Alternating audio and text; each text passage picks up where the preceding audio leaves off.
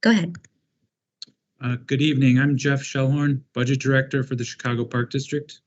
I'd like to welcome you to the Public Budget Forum for the 2022 operating budget. We appreciate you taking the time to join us virtually to be a voice in the budget process. Please be sure to turn on your closed captioning as individual captioning is available. If you're viewing this meeting through a mobile device, you can access closed captioning through the Chicago Park District's YouTube page to view the meeting with captions. A link to the Park District's YouTube page is on the screen and can also be found in the chat.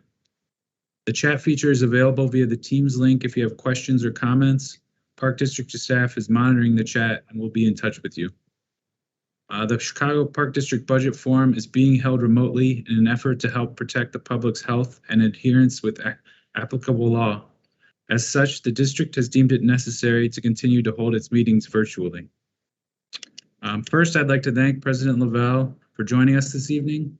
We'll start off the evening with opening remarks from our General Superintendent and CEO, Michael Kelly, and afterward, I'll conduct a brief presentation. Then we'll turn over the forum to our speakers. Superintendent? Thank you, Jeff. Thank you, Park District staff, for joining us. And like Jeff said, thank you, President Lavelle, for joining us, as you customarily do every year for these budget forums.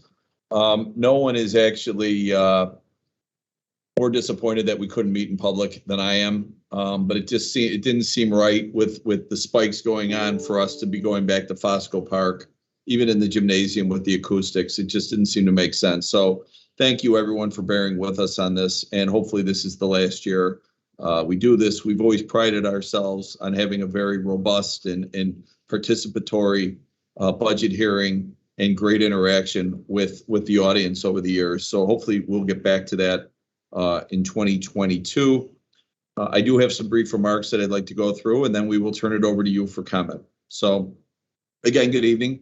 It is my honor and privilege to welcome you to our budget hearing, all the families, all the Chicagoans, all the park patrons.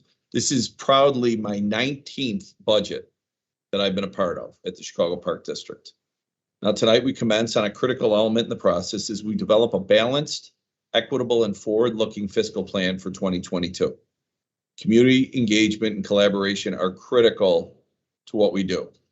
That goes from the development of programs for families across the city to decisions such as relocating our headquarters from downtown to Brighton Park, where we need to deliver much needed resources and access to our programs and our resources. Now, tonight is the start of what roughly will be a 4-month process that started actually last month. Tonight, our job is really to listen. We listen year round, but tonight we want to hear from you. If you're joining us live this evening, we greatly value and will closely consider your comments and inquiries. For those of you that are unable to join us live to offer their budget thoughts and ideas, we invite you to submit those on the budget page of the Park District website. Now, in just a few minutes, you'll hear from the Chicago Park District's Budget Director, Jeffrey Shellhorn, where he will present an overview of our 2022 plan to demonstrate where we are coming from. I'm sorry, the 2021 plan. He will touch on some of the challenges we faced in 2021 and what we ventured to accomplish this past year. Then he will show you what we expect to do in 2022. It's a much better outlook. We're much more optimistic, but there are definitely still some challenges. But before Jeff presents, I want to reaffirm that the Park District's commitment to our values and our priorities. We still remain committed to serving children and families at all of Chicago's parks across all of our neighborhoods. We still remain focused on putting children first, on offering the very best deal in town, in supporting a capital campaign that is built to last, and on fostering a staff that always makes the extra effort. As has been the case every year that I have served as superintendent and CEO, each year's budget is carefully constructed with rigor, care, and is evidenced tonight with your input. The budget serves as a statement of the Park District's commitment to the residents of Chicago. So as I mentioned about 2021 and 2020, there were significant challenges for us from a financial standpoint, mainly brought on by the pandemic. And those are challenges that we continue to face to some extent in planning for 22. Across the country, the pandemic adversely affected critical systems and resources. Budgets were stretched or cut, programs were scaled back or cut, and supply chains still greatly hamper construction and operations. Nevertheless, I'm proud of the work of the women and men of the Park District in navigating the many hurdles and finding new and different ways to serve. Our staff took to their phones, their laptops, they went online to teach classes. Rec leaders safely hosted thousands of children at our award-winning summer day camp program. And this summer, we crowned Chicago's fastest kid at the Gately Park Indoor Track and Field Center. The landscape of how we serve our neighborhoods has not only changed, it has widened. We have had to think critically and creatively about how we can make the greatest impact. And to borrow an old adage, in crisis, we've had to do what we can with what we have where we are. As we grow beyond the moment, that mindset will remain, always prepared to adapt and improvise creatively and always ready to serve. Now, while we do expect some aspects of the budget to return to levels prior to the pandemic, let me state now, by no means does that say we'll be operating under normal circumstances. As we are now experiencing COVID-19 variants continue to impact our communities. That said, the Park District is committed to health and safety and will remain vigilant in our approach.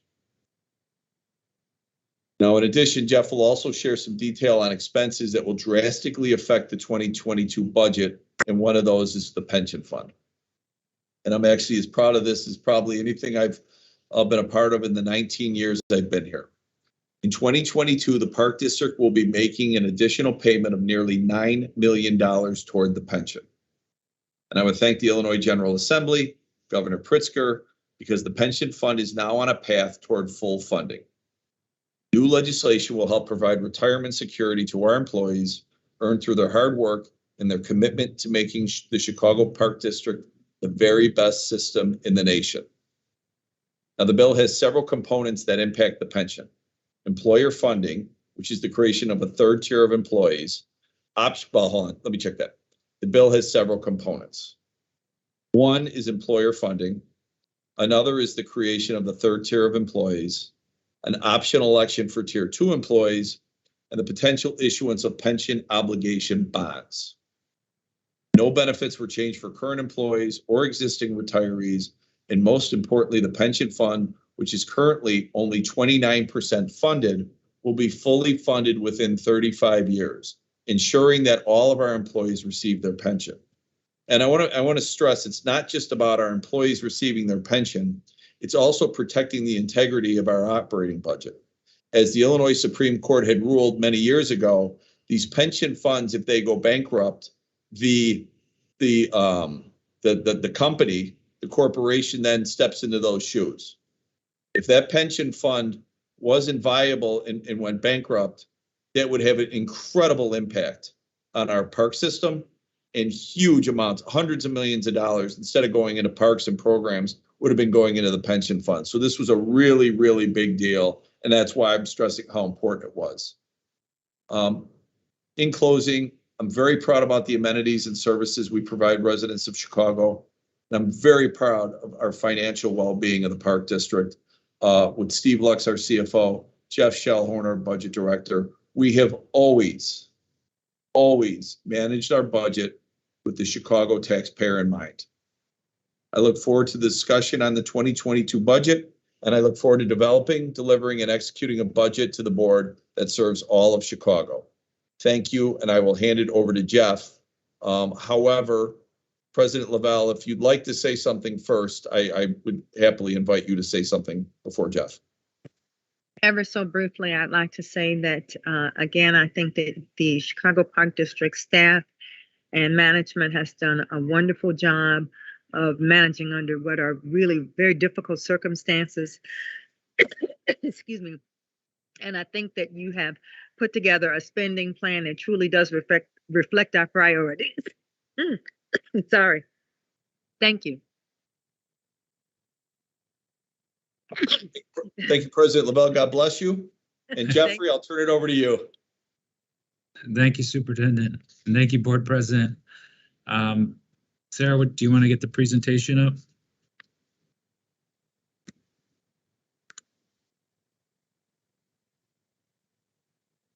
Thank you. Okay, I just have a brief presentation here to give a little background on the 2021 budget and then talk a little bit about the process for the 2022 budget. Next slide, please.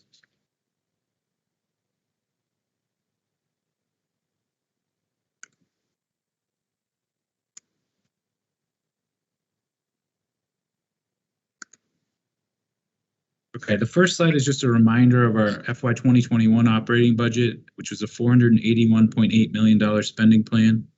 This was a $5.8 million decrease from the FY 20 adopted budget due to anticipated reduced revenues caused by the pandemic. On the left side of your screen is the revenue pie chart. You'll see that property tax remains our largest source at 60%, followed by revenue generated from our managed assets at 19%. On the right side is the expense pie chart. Personnel-related expenses make up the largest share of our budget at 47%. And as the superintendent said, this includes an additional $9.4 million that went to the pension fund in FY 21 as the second phase of a multi-year ramp-up of payments.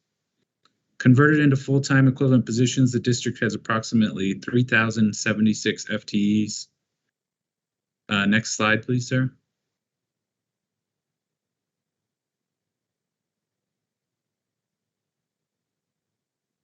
We show this slide each year as a reminder that the Park District is one of 7 agents taxing jurisdictions on the property tax bill. While it's our largest revenue source, it's actually one of the smallest on your bill. The district's portion of the property tax has steadily decreased over time. Over 10 years ago, it was 7.11%. Now the district's portion of property tax is 4.76% of the total, with the average homeowner paying roughly $260 toward parks. The Park District's 2021 budget did not include a property tax increase. We were able to achieve this through the implementation of resourceful measures to reduce our costs and generate additional revenue. Next slide, please. As the previous slide showed, the property taxes, our portion of the property tax has decreased. However, the demands on our resources have continued to grow as we've added new facilities and additional acreage. As a result, we've had to carefully manage our resources by continuously looking for cost savings and new ways to generate revenue without raising property taxes, which we've done in a variety of ways. One way is through healthcare efficiencies. In 2014, the district transitioned from fully insured to self-insured, resulting in $1.6 million of annual savings. In 2019, we changed prescription drug providers and implemented various pharmacy programs to manage the increasing pharmacy cost trend, including proactive clinical management of non-specialty drugs, resulting in approximately $819,000 of annual ongoing savings. And in 2021, we changed stop loss insurers, resulting in savings of approximately $1.1 million this year. On the utility side, in order to rein in the rising cost of utilities, we implemented a comprehensive energy risk management program in 2016 that developed a hedge strategy driven by defined market analytics and supply and demand factors. This resulted in roughly $1.5 million a year in natural gas supply savings and electric commodity price component savings. Total of these hedges have had a value of nearly $11 million. And lastly, via debt restructuring, by the end of this year, the district will have saved over $106 million in net present value on bond refunding transactions over the past decade. As a result, the amount we have had to appropriate for debt service has dropped from nearly $90 million in 2014 to $68 million this past year. So these are just a few of the big examples, but not the only examples of how we've maintained sound financial footing in really difficult circumstances. And it's allowed us to stay true to our mission to be the best deal in town and keep our programming affordable. Next slide, please. Despite the challenges presented by COVID-19, the 2021 budget continued to support many great initiatives, and the superintendent touched on a few of these, such as the Fastest Kid in Chicago competition at Gately Park, in which 600 kids registered. Internally, our IT department has been migrating our ERP systems and workflows to new cloud software solutions. This is reducing our on-premise data center footprint, which is going to drive long-term cost savings for the Park District. And through COVID-19 and all its challenges, we're still able to provide successful programming events to communities throughout the city. And in addition, as the superintendent mentioned, in 2021, the Illinois General Assembly passed House Bill 417 to help put the pension on a path to full funding. Next slide, please. For 2022, we continue to face many budgetary challenges. Of course, the impact of COVID-19 is still with us in many ways, including with rising costs of materials and supplies and slowed supply chains.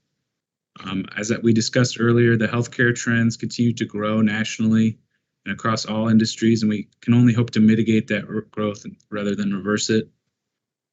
Pension obligation made up over 9% of the budget in 2021, and that number will go up again in 2022 as part of the third year of the 4-year ramp up to increase funding to the fund. And the district has numerous aging park buildings and infrastructure that is costly to maintain, and even more so due to the rising costs of materials. Next slide. This slide talks a little bit about our budget process. You can see where we are in the second blue there on September 14th, the budget forum. The budget process is a culmination of input from community members, staff, management, and our board. We started back at the beginning of August, working internally with departments on their budget requests, and we continue that internal planning now as we're meeting with those departments. At the end of October, the Budget Office will file a recommended budget with the Park District Board and release the recommendations to the public.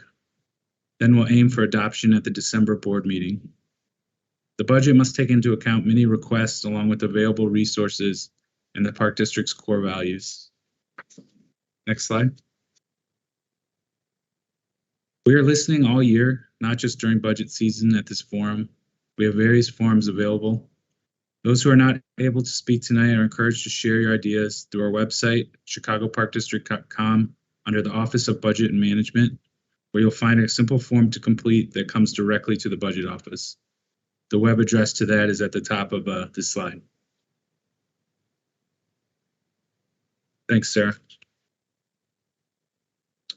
Now we'd like to hear from you. Please remember to keep your comments to 2 minutes out of respect for the other speakers. In order to assist you, there will be a timekeeper's alarm on the screen indicating that your time has expired and you should allow time for the next speaker to begin. Can I just say for the record too that Commissioner Jose Munoz has joined us. Okay, we ask that you please limit your comments to 2 minutes. We also ask that those making comments please lower your electronic devices, including television, so that we may hear you clearly and do not experience frequency interference. Once you are on the line, you will need to dial *6 to unmute. Our first 3 speakers who have signed up to speak are Ann Igo, Thomas Inglis, and Kimberly Oliva. And we'll get our first speaker on the line. Thank you. And while we're doing that, I'd like to say thank you to Commissioner Munoz for joining us.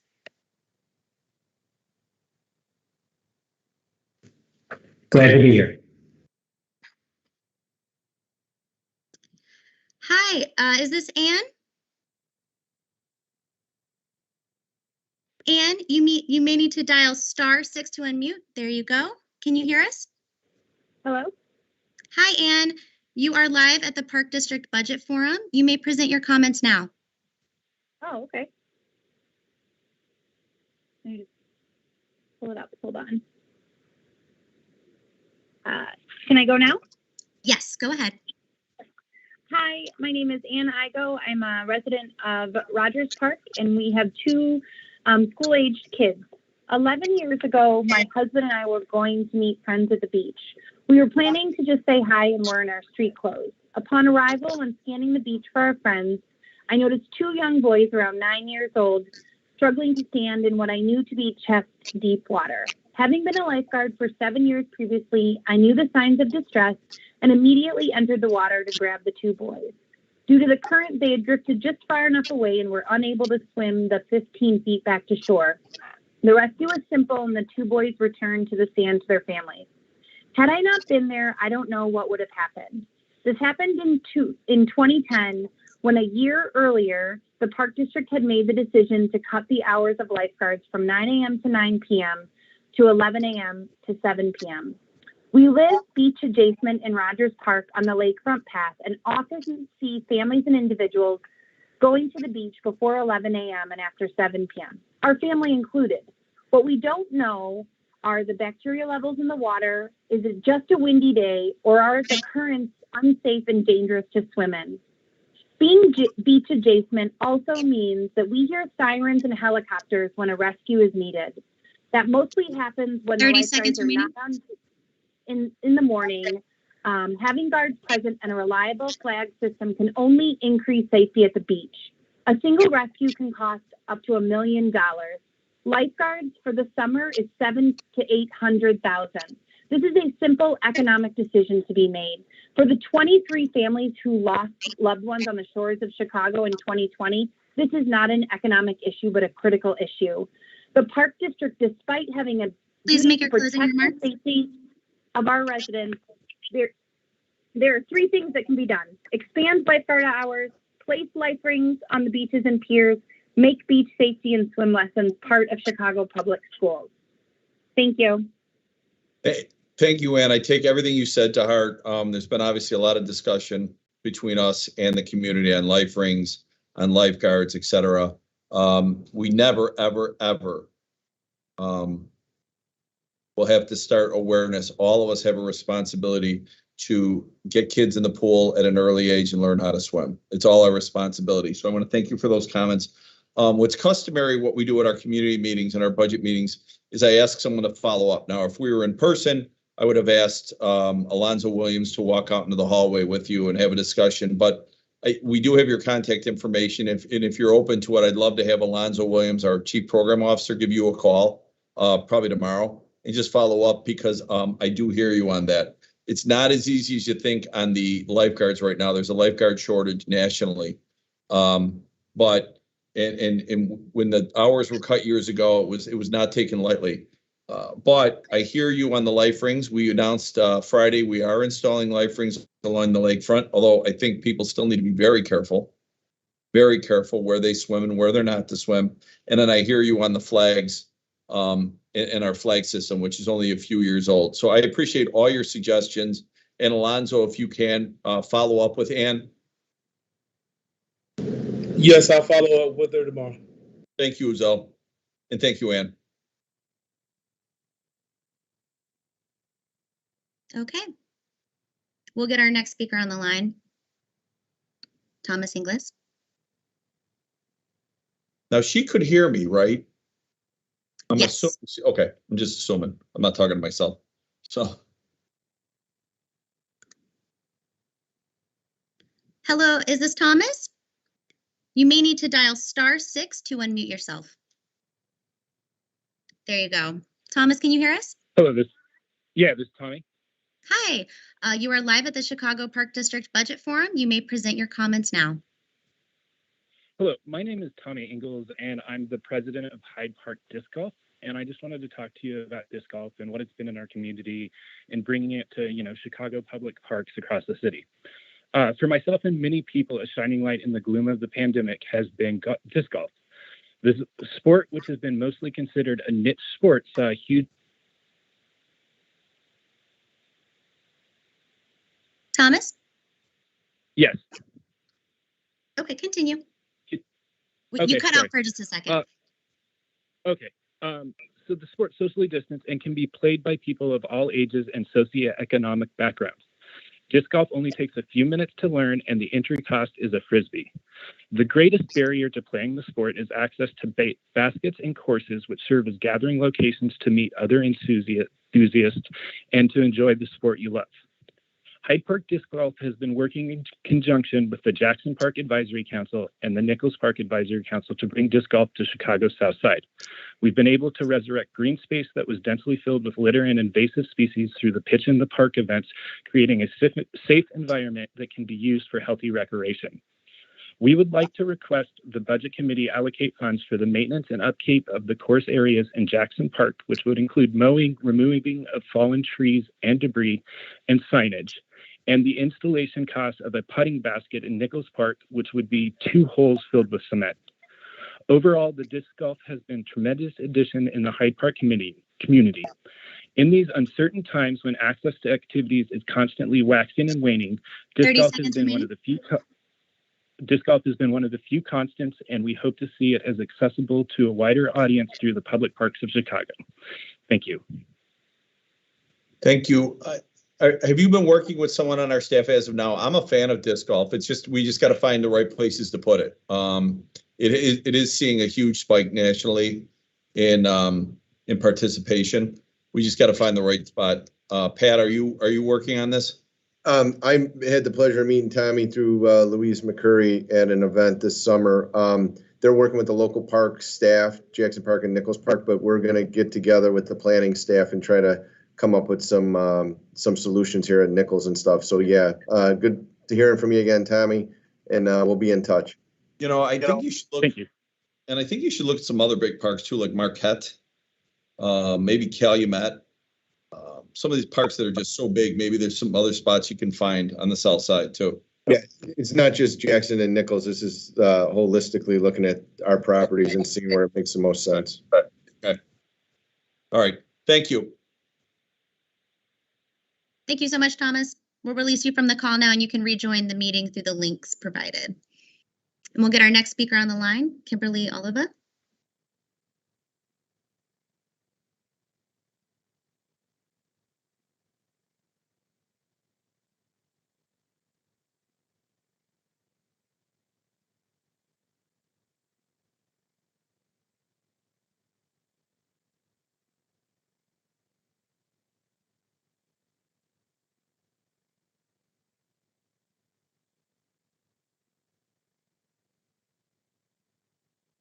It's ringing.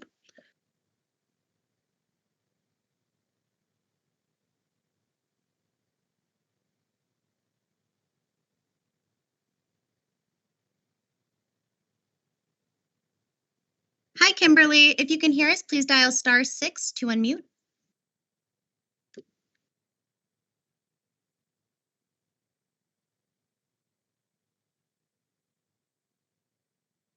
Kimberly, we have you on the line, but you will need to dial *6 to unmute yourself.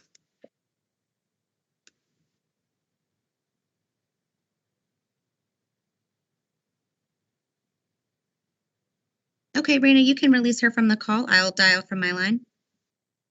So while we're doing that, I don't know who's listening live, but can I just give a shout out to the Toy family in May's accident? If I've done 19 budget hearings, May's probably done 29 budget hearings. So thoughts and prayers.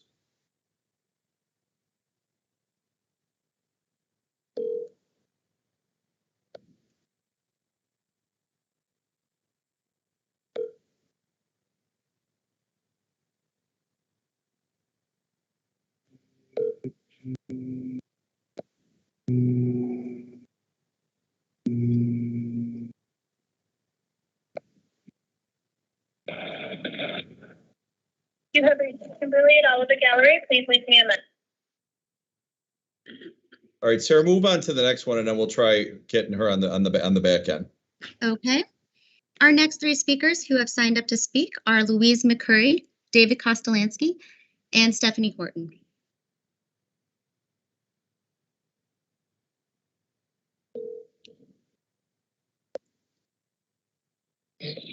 Hello.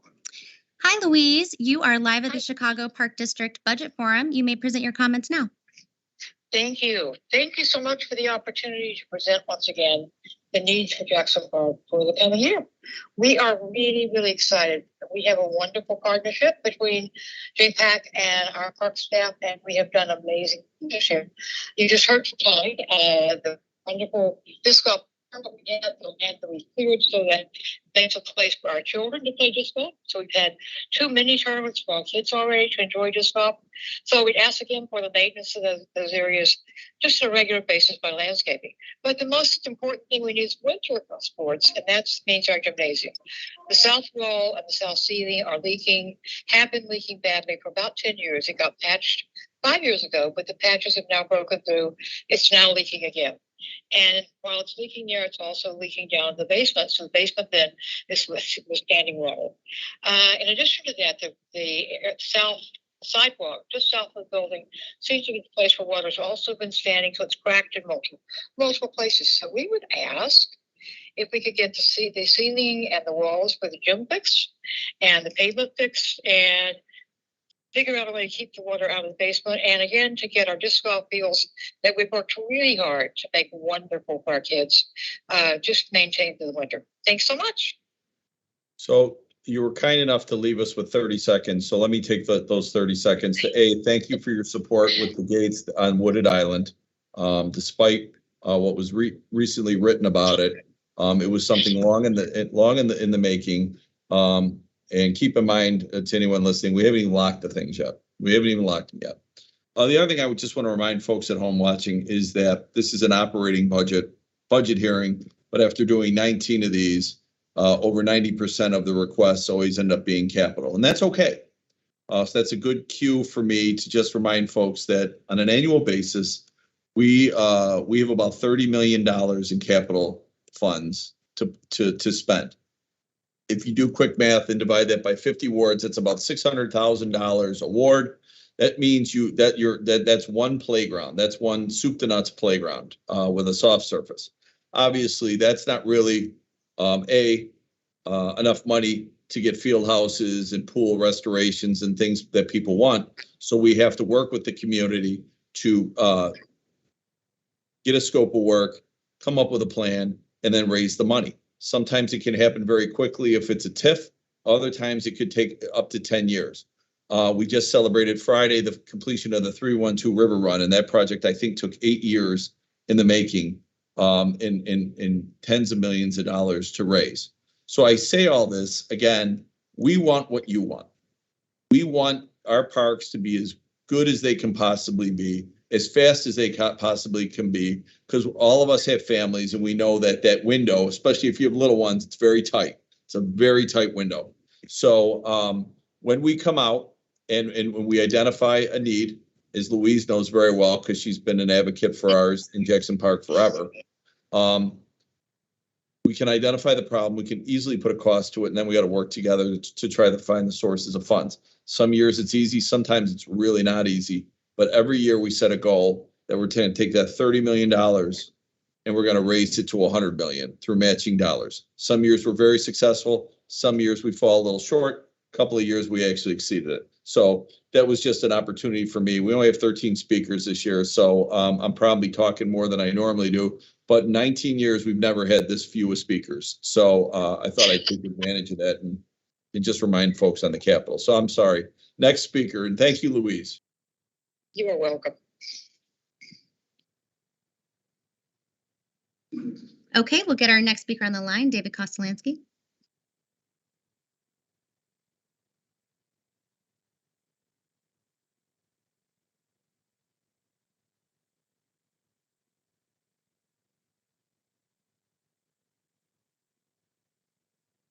Hi, David. If this is you, please dial *6 to unmute yourself. There you go. Hi, is this Dave? Can you hear me? Yes, we can hear you loud and clear. You are live at the Chicago Park District Budget Forum. You may present your comments now. President Lavelle, Superintendent Kelly, and Commissioners. On behalf of the Lakeshore Pack and Park community, we thank you for this opportunity. You please dial *6 to unmute yourself. Can you hear?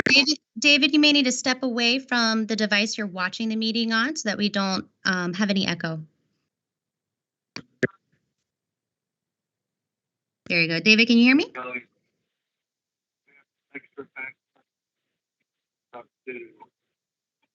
The Park District, Alderman, and PAC are working together to fund and complete several. The device you're watching the meeting on. I'm okay. I can hear David pretty clearly. Yeah, David, continue. Go ahead. You know, can I just hold it for 1 second? It keeps telling me to hit *6. I hit *6. It says hit *6. You're unmuted. We can hear you loud and clear. You may continue your comments. Okay. The Park District, Alderman Pack are working together to fund and complete several small projects. We appreciate that Pat LeVar is coming to look at one of the sacred fundamentals of the Park District, accessibility that our park lacks. Built in 1963, the field house lacks both accessibility and functionality. It is dangerous for a disabled person to attempt to enter. Doors and windows are rusted and the limited indoor facility small and worn.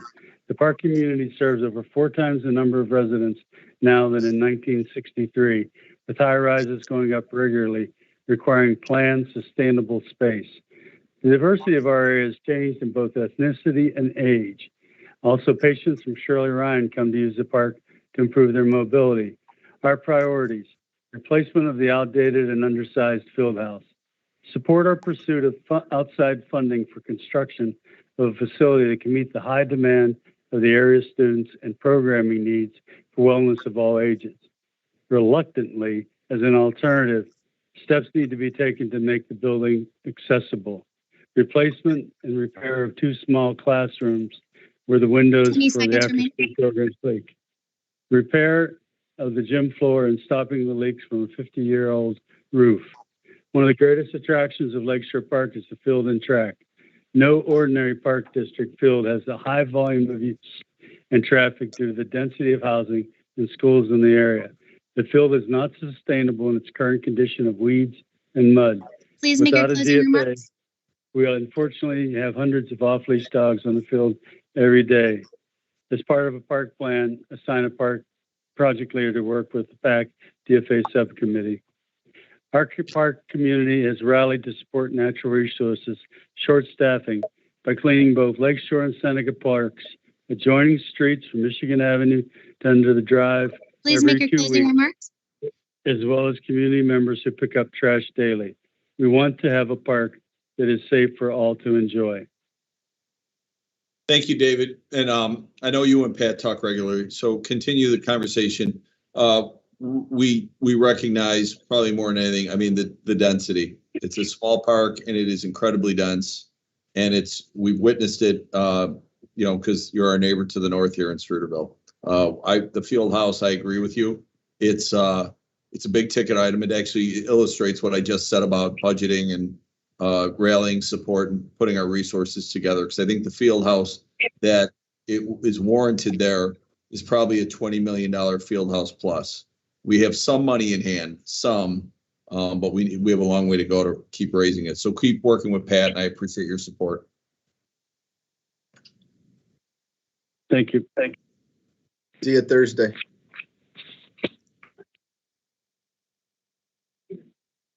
Thank you, Dave. We'll release you from the call now, and you may rejoin the meeting through one of the links provided. We'll get our next speaker on the line, Stephanie Horton.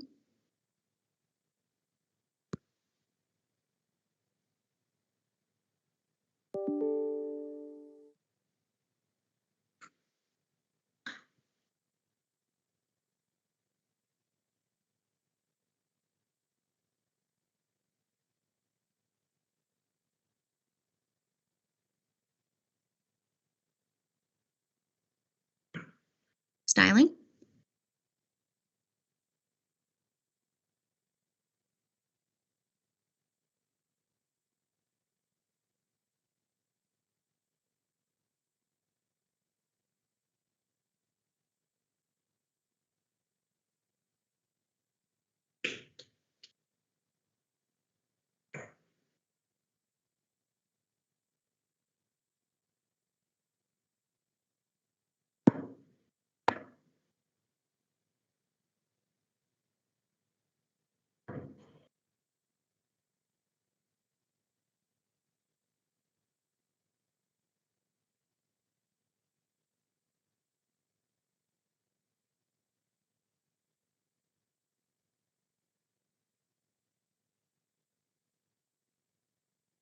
Marina, is it still ringing?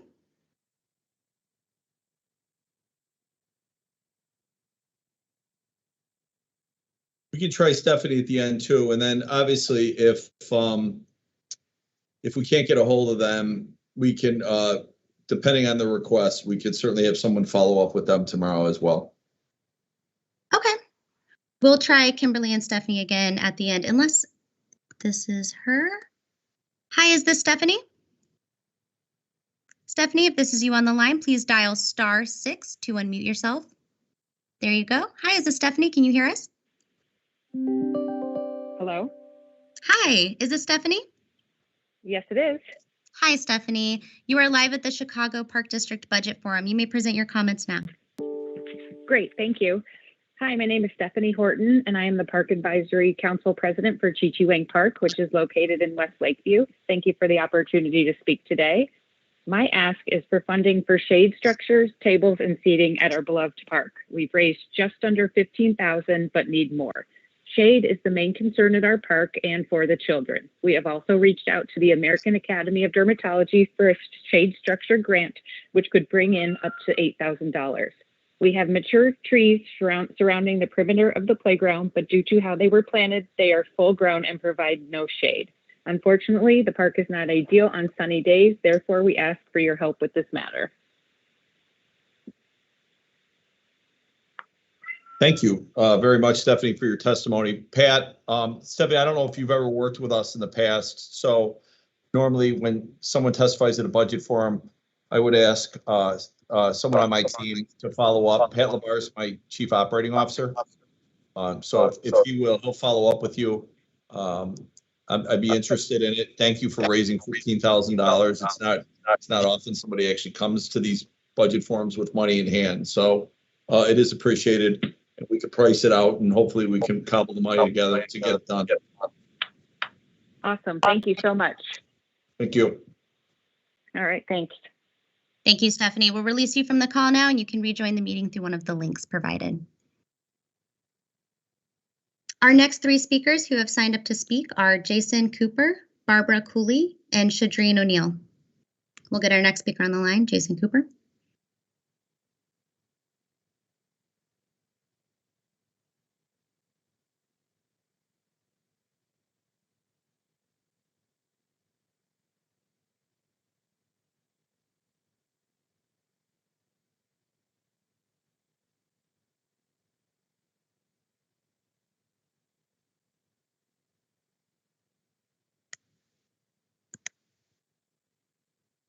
Hi, is this Jason?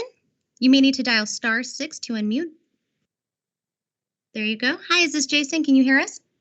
Hi, can everybody hear me? Yes. You are live at Hi, the Chicago Park District Budget Forum. You may present your comments now. Hi, my name is Jason Cooper. I'm a math teacher and coach at South Shore International College Prep, located next to Rosenblum Park in the South Shore neighborhood on 75th and Jeffrey. I'm coming here today just to highlight some needs for the park and a possible major renovation to the park to help assist the community with some needs. Currently, the park has 2 outdoor basketball courts, 1 outdoor turf soccer and football field with no stadium lights, 1 turf softball field with no stadium lights, 1 grass baseball field with no lights, and 1 grass softball field that does have lights. In addition, there's a concrete walking path that's around the park that also is not well lit at night as well. The changes that I propose is the addition of an 8-lane track and field with a turf infield that is playable for football and soccer, and also stadium lights for at night so that people can enjoy it and utilize the park at night, because currently it cannot because it's so poorly well lit.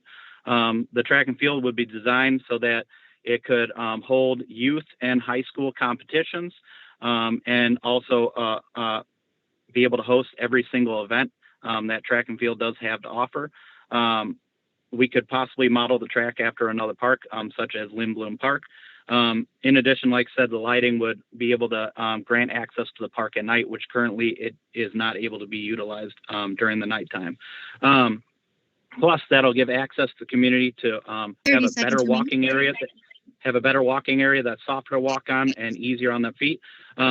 So that's one addition. The other addition I would like to propose is the usage of the old South Shore building for the Park District. Currently, the Park District is inside the South Shore International High School with very limited space, only one gym, one really small weight room, and it's got to be all shared between the high school and the Park District. The facility across the street that's currently used by the police department would be a great addition to help the community and members of the high school and members of the community be able to have access. And all I'm asking is for some assistance in trying to raise the funds for the track and also help start the conversation to utilize that South Shore building for the community and not just for the police department, but for members of the community and on the Park District as well. Jason, are you the track coach? I am, and we had a state champion in 2021 in triple jump and a state champion in hurdles in 2019, and we've had to travel to Jackson Park or utilize our hallway to do training. Have you been to Gately yet? I have, and it's cumbersome to get there. We don't have the funds to hire school buses, and our kids don't necessarily have the rides to get there. Plus, it's like 10. Yep. Hey, I don't mean to cut you off. I was just trying to get to know you. I was actually just trying to pick your brain. I wasn't. Look, I get it. You don't. I mean, I get it. And I appreciate your passion. We're in the same business about giving youth opportunities. I was just making small talk. Yep. Look, here's the deal. We'll be happy to look at it. I like the idea of the building outside. I don't know how long you've been at South Shore, but the South Shore Rosenblum deal was a very contentious deal years ago, and we had to fight like heck to even have a space in that building. CPS has an $8 billion budget. So I'm hopeful that my team can reach out to your colleagues at CPS and maybe we can combine resources and try to accomplish some of these things that you're asking for, because we want the same thing you do. So hopefully our colleagues at CPS can help us out on this. Does that seem reasonable? That does. You have an ally in me, so let's get it done. Awesome. All right, right on. That's great. Thank you for that. Pat, why don't you follow up? And then I know there's some Alonzo in there as well.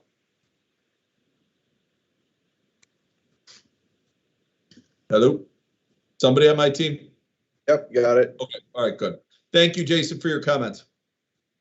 All right, thank you. Okay, we'll get our next speaker on the line, Barbara Cooley.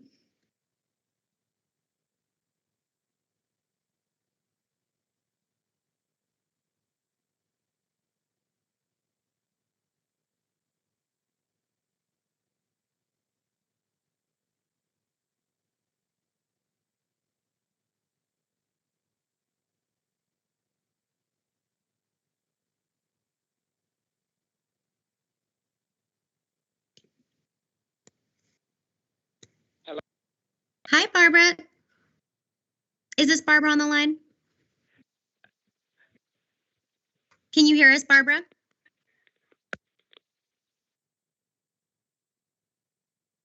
Barbara, I believe you just muted yourself again. Please dial *6 one more time to unmute. There you go. Barbara, can you hear us okay? Hello? Hi. Hi, this is Barbara Cooley. Yes, it is. Hi, Barbara. You may need to step away from the device you're watching the meeting on just so you don't get disoriented. I think there's a little feedback. You are live at the Chicago Park District Board meeting, and you may present your comments now. Okay, I'm moving away. Won't get the reverberation. Okay, can you hear me now? Absolutely. Go ahead. Okay, I was calling. First of all, I'm Barbara Cooley, and I'm the president of the Jesse Owens Park Advisory Council. We have basically been in force now for over 20 years, and for all that period of time and times before, the community and this advisory council fought long and hard to get a new field house, which we are proud to say we were finally granted, and thank you for it, in 2009. However, for the last 12 years, it's really been a chore trying to keep the front of that field house attractive, because it's a wild field growing in front of the field house. We've tried everything. We've had cooperation from our aldermen. We've had different others who have had contracts that have tried to repair and make it look better. But it's a wild field with huge growing plants that overshadow even the little trees that are out there in the entryway. The community doesn't like it. We don't like it. It definitely is not adding aesthetics to that beautiful field house. And it seems that the perennials that are growing there have more strength than anything else that is planted there. So that even though they've tried to replace and change the look of the entryway, it always gets overshadowed by these huge, which look like weeds actually, that's growing in front of the field house. So we really hope that we can get something done to make the landscaping in front of that beautiful field house as aesthetic as possible so that the community will enjoy it when they pass 30 by. seconds remaining. The other situation that we have is our playground. It was recently resurfaced, but it's redone in the wrong color. And our tennis courts have gotten a lot of activity even during the pandemic, and they really are in bad need now of resurfacing. So these are the main concepts that we have right now that we're concerned about. Hey, Barbara, it's Mike Kelly, the superintendent. Thank you for your comments. We will definitely reach out to you. The first comment, clearly I'm hearing you don't like the natural area in front. That was actually, that was part of the, I was the COO. In 2009, we partnered. That was Bob Pickens, our former vice president, God rest his soul. His number one priority, and I think Marlo Colvin was our main benefactor on getting that project done at the time. But yeah, all right. So the natural area in the front, the playground. I'll go by there myself. I'm a South Sider. And then Pat, you were can you also follow up as well on and see what we can do? Maybe there's some take the court money for the tennis courts. Yeah, no problem. That would be great. I appreciate it, and thank you for the opportunity to speak. Thank you. Thank you, Barbara. Thank We'll release you from the call now, and you can go back to watching the meeting from one of the links provided. Thank you. Thank you. Okay, we'll get our next speaker on the line, Shadrin ONeal.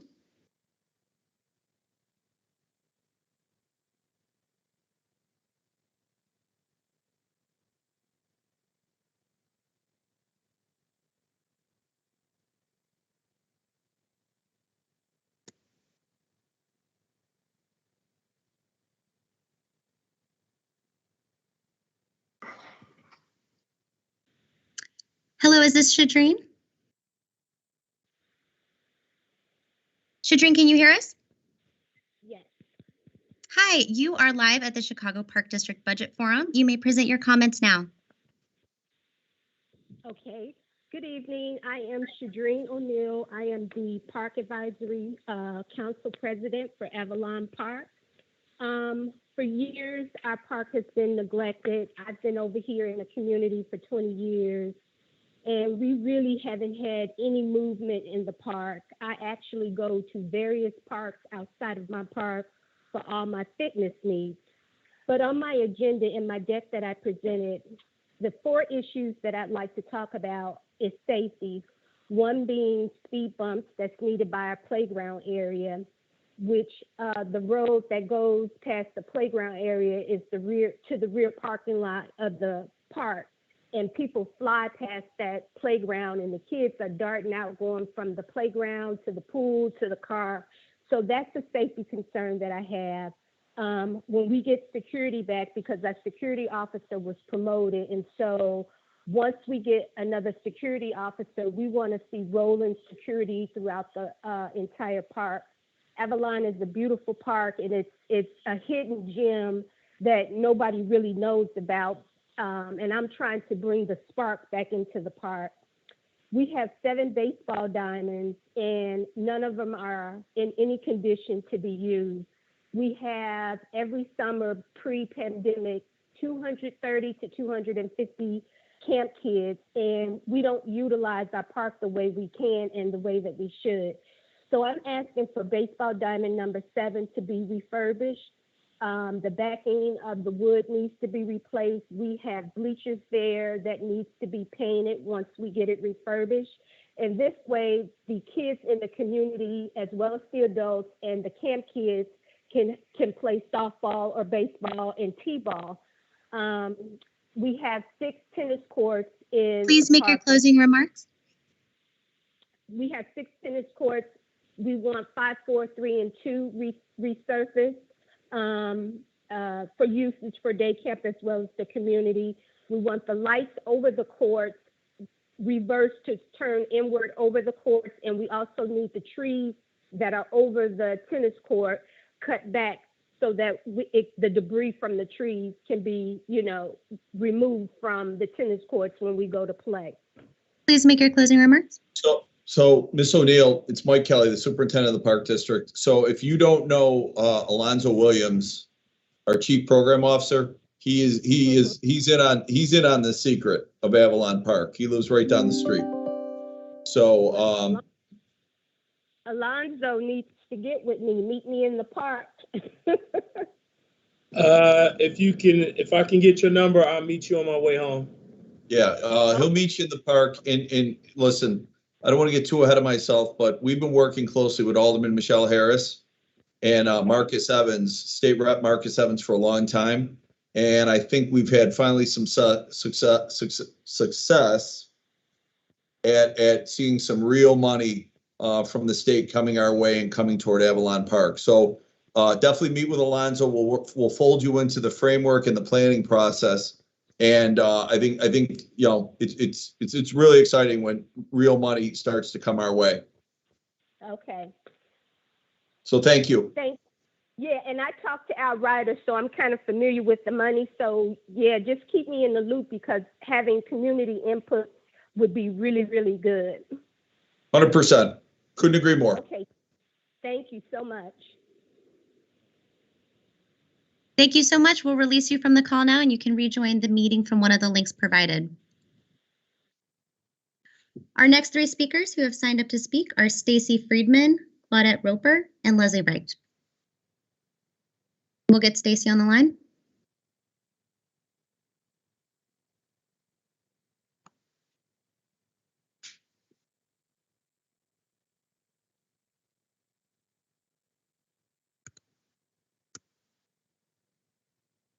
Hi, Stacy. If this is you, will you please dial *6 to unmute?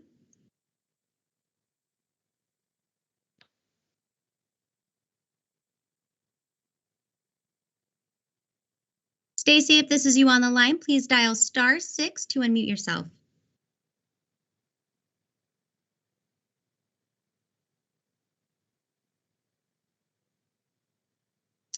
Okay, Raina, I'm going to dial from my line. If you would please release Stacy from the call.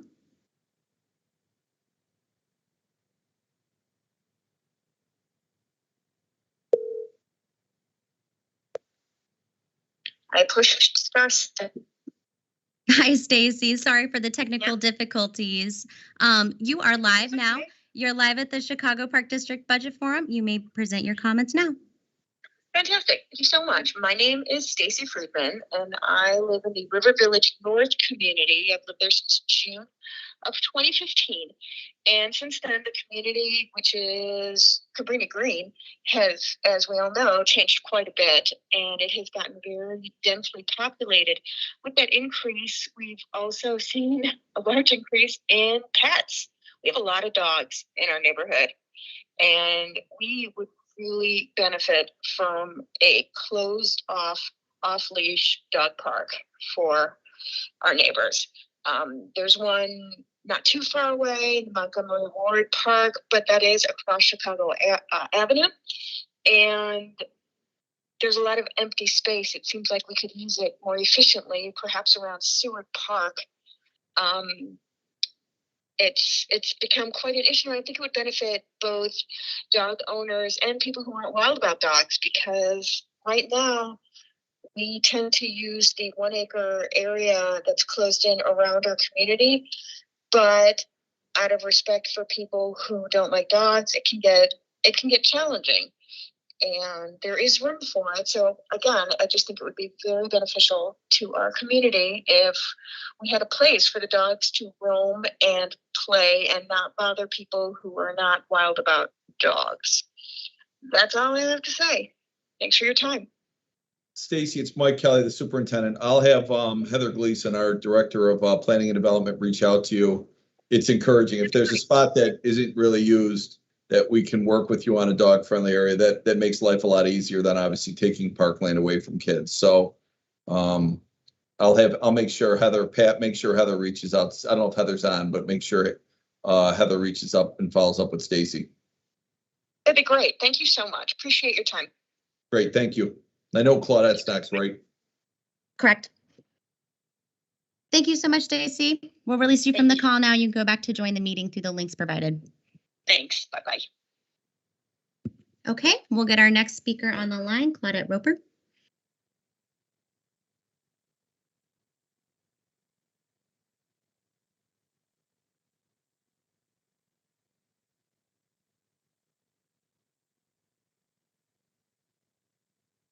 It's ringing. There we go.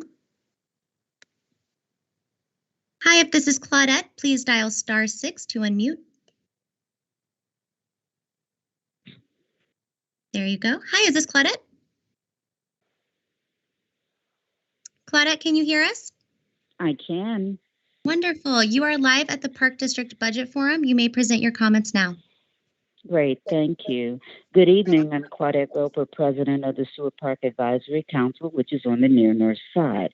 Once again, we begin our testimony by asking for numbers related to the capital budget specific to our park, information that has not been received in our more than 6 years of existence as a PAC.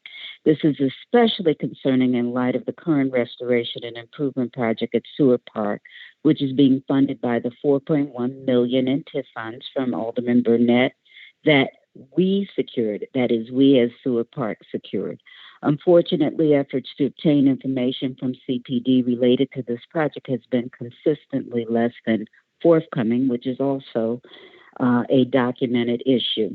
Secondly, our goal is to strengthen the position of Sewer Park as a helpmate within our community. Beyond interior and exterior issues, we would like to implement programs including but not limited to increased focus on youth-related activities, not just giving them something to do, but something to aspire to and the tools to make it a reality.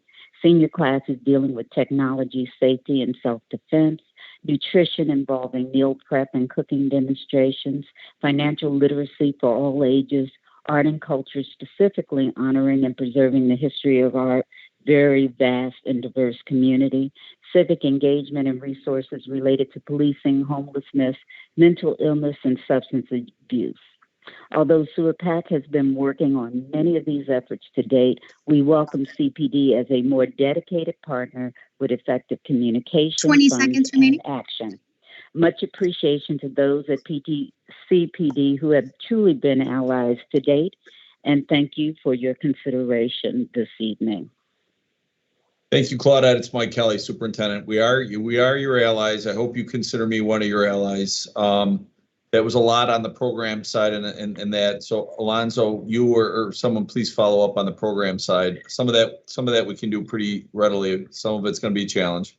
4.1 million is nothing to shake a stick at. That is a significant amount of capital money. So I applaud you and your efforts. And on that, certainly we can share with you what we plan on spending capital wise there. But as you've heard me say, I think before, Claudette, and I've been saying for years at these budget hearings, you know, it's a real challenge. We have 605 parks now, 605, and at $30 million divided by 50 wards, it is a real challenge to stretch our money. That is not an excuse. That's just the realities. So we have to work together and identify what the needs are and rallying to get those funds. You happen to live in an area that's got a lot of TIF money. And Alderman Burnett's been a great partner to us over the years, not only at Seward, but all the parks in his ward. So Pat, you and your team can follow up with Ms. Roper. Beth and Art, I know Beth Tomlins and Art Richardson are working on getting a meeting. They may have one scheduled already. So they'll be in touch with Claudette. All right, cool. Thank you for your input. Thank you very much. Yep. Okay, thank you, Claudette. We'll release you from the call now, and you can rejoin the meeting through one of the links provided. We'll get our next speaker on the line, Leslie Richt.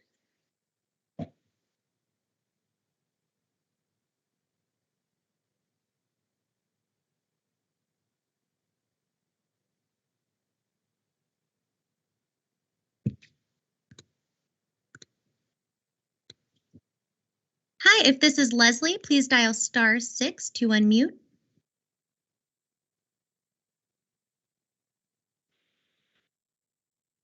There you go. Hi, this is Leslie. Hello, Hi, Leslie. Can you hear us? I can hear you. Wonderful. You are live at the Chicago Park District Budget Forum. You may present your comments now. Hello, Hi, this is Leslie Recht. I'm the president of the Grant Park Advisory Council. Hello? Yes, we can hear you. Continue. You may want to step away from the device you're watching the meeting on, just so that you don't get the echo. Okay, my name is Leslie Recht.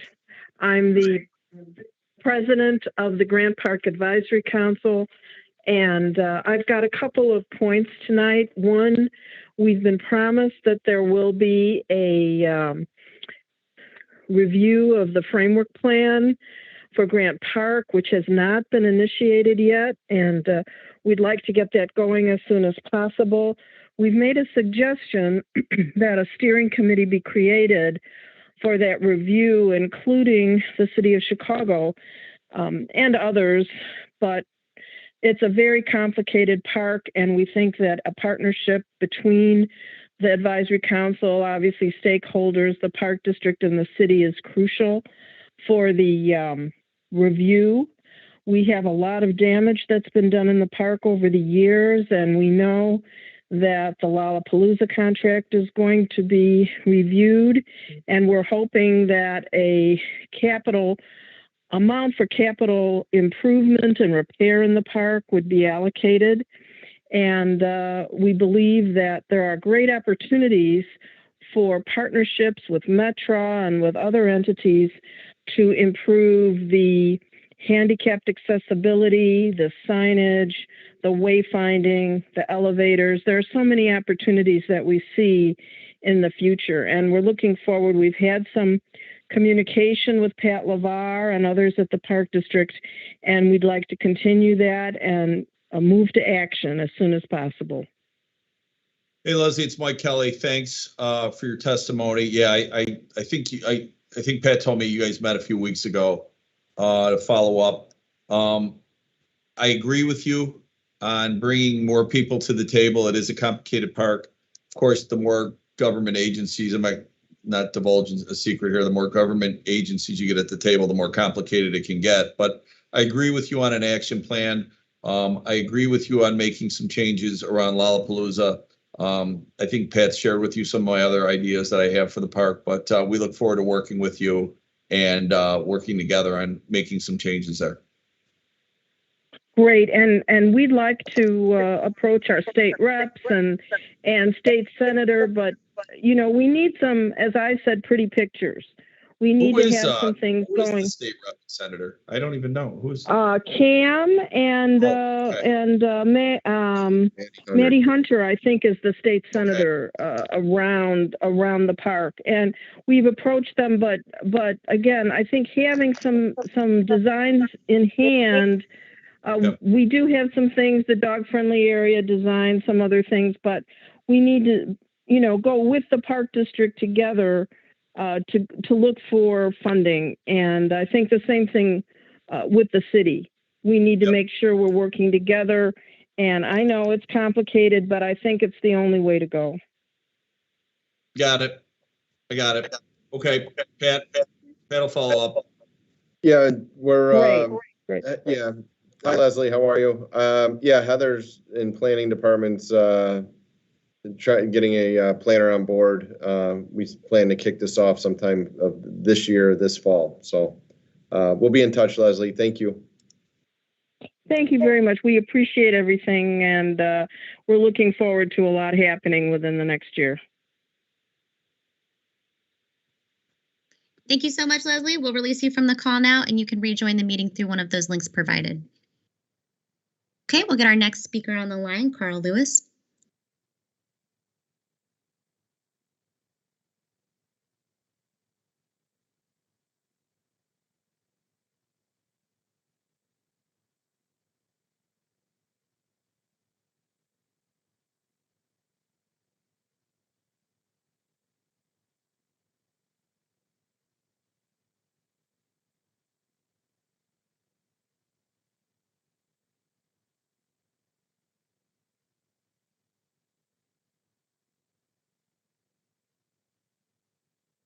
Hi, is this Carl?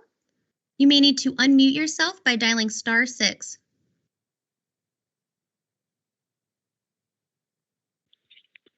There Hello. you go. Carl, is that you? Can you hear us, Carl? Hello. Hi, Carl. Can you hear us okay? I can hear you, yes. Wonderful. You are live with the Chicago Park District Budget Forum. You may present your comments now. Thank you very much.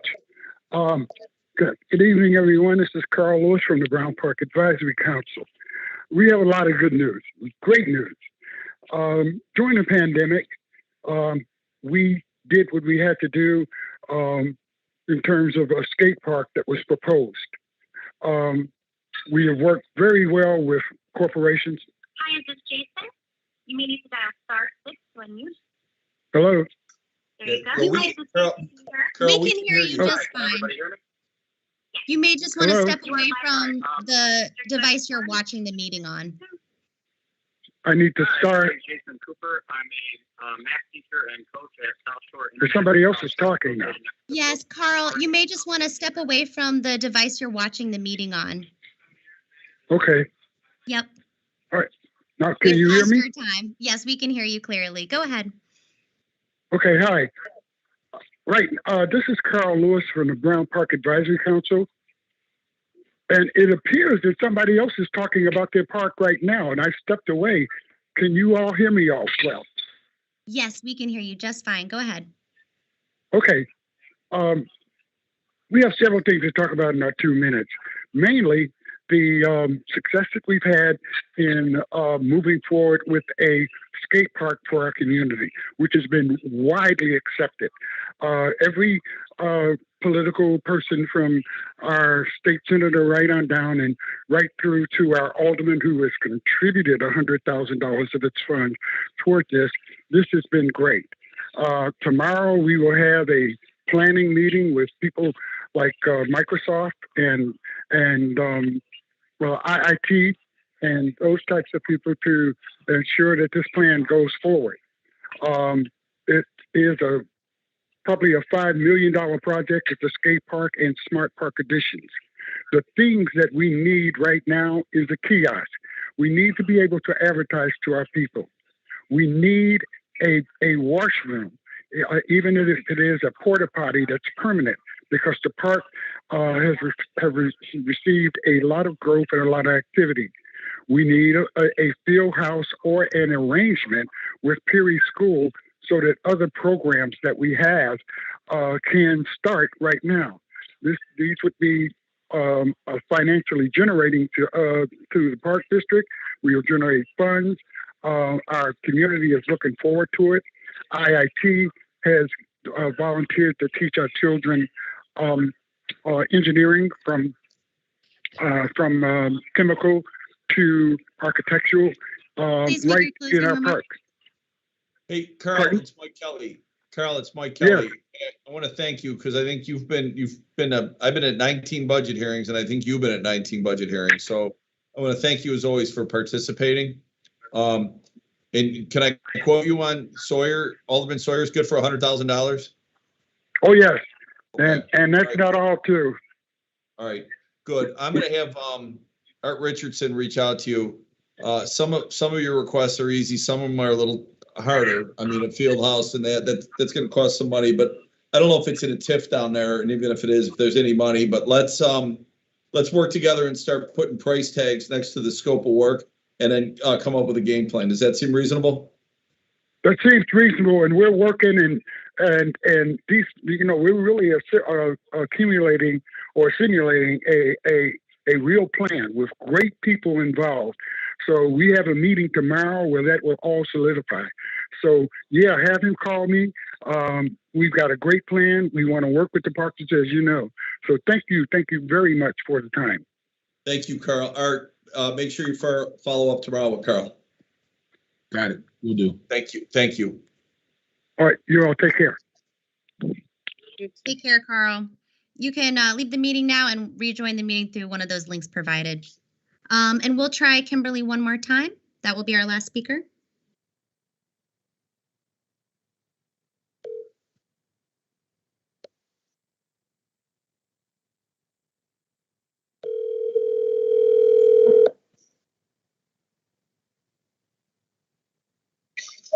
Hello, Gemma. Hi, is this Kimberly? Yes, it is. Hi, this is you. We're calling from the Park District Budget Forum. Oh, hello. Hi, can you hear us clearly? I can. Okay, great. You may begin your comments now. Hello, this is Kimberly from the Mozart Park Advisory Council. I was writing to you for the budget hearing about our fitness center for the ladies' locker room. When our building was built in 1990, sadly nothing has been renovated, and we have some issues regarding rust and mold, and the space itself is not functional as a ladies' locker room. So what ends up happening is female identifying sports enthusiasts are not able to change clothes and be able to shower and have handicap accessibility. So we had applied in 2019 to the budget hearing to be able to speak. And now it being 2021, we'd love to have a revision of the female locker room. Great. Kimberly, it's Mike Kelly, the superintendent of the Park District. Pat, can you guys follow up and put a price tag on a locker room? I think a locker room's I think they're a couple $100,000, depending on how extensive it is. Yeah, no problem. We'll do an estimate. Okay. All right. Yeah, Kimberly, Pat LeVar, my COO, will follow up with you. Okay, we had a in 2019, and I know with capital improvements, it generally takes about 8 to 10 years. We should send another follow-up. I'm sorry, I couldn't pick that up. Kimberly, say that one more time. We had applied in 2019 for capital improvements for this particular project, but we haven't heard anything back. Should we resubmit photographs and documentation? No, you don't have to. No, follow up with Pat LeVar, and we'll put a price tag on it. If we have the funds available, and it's not too extensive, we could probably just do it. If it exceeds that, we may be looking for partners, or we'll cobble it together over a couple of years. But if it's in the small hundreds of thousands of dollar range, we can probably just do it. Okay, that sounds wonderful. Thank you. Great. Thank you. Thank you very much. Thank you for your time. Thank you, Kimberly. We'll release you from the call now, and you can view the meeting through one of those links provided. Thank you very much. Bye-bye. Bye. And that was our final speaker. Great. Well, I want to thank everybody once again for participating. As I started, this was my 19th budget. I hope that, and I'm optimistic, our budget season this year will be a little bit more optimistic than it was in 2020 and 2021, which was very bleak on the revenue side. As always, most of our requests, if not all, were capital related, which is a little bit different, but always welcome the commentary. Our staff will follow up with everyone, and I want to thank everyone for their participation.